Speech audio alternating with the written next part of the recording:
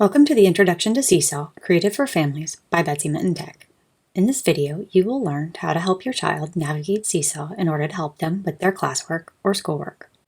First thing you need to know about Seesaw is that there really are two different apps. Students and teachers will use the class app when on a tablet. Family members will use the family app.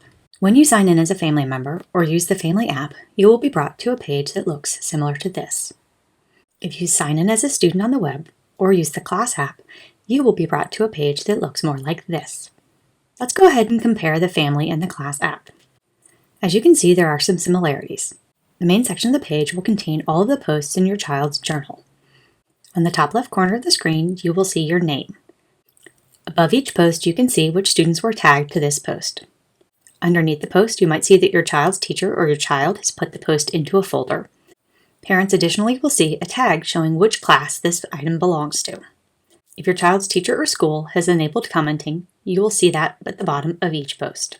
At the bottom right of the post are three dots that, when clicked, will open up a menu full of options. The options there depend on what your school or child's teacher has enabled. The final thing that both the families and class have in common is the inbox. The inbox is where you will go to access announcements from the teacher. Now, let's dive into the student app. If your child is in more than one class, they will be able to switch between apps by clicking on their name. Once they click on their name, it will open up a sidebar that gives them the option to toggle between two classes. If your child has been asked to post to their journal, they will click here on the plus sign. This will bring them to a list of creative tools. From here, they can choose whichever creative tool they are being asked to use, or works best for what they would like to post. For a more in-depth about how to use the drawing tools, please watch the video about the creative tools in Seesaw. If your child needs additional time to work, please have them select Draft. If they are finished, they can select the green check. Their work will then post to their journal, waiting for teacher approval.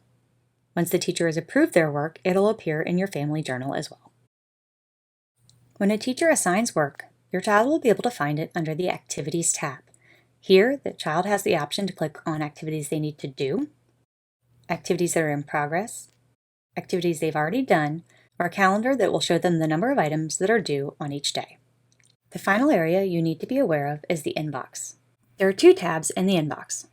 The first tab is Messages, which includes announcements from the teacher if they have any. The second tab is Notifications. Here, your child will see a list of recent activity, including items that are added to their journal, comments that were made on their post, and any work that has been returned to them for review. Work that has been returned for review by your child's teacher will show up with an orange bar on the screen. It'll also appear in the In Progress section of their Activities page. If you want more information about Seesaw, you may want to check out the videos in this playlist. Thanks for watching. Don't forget to subscribe.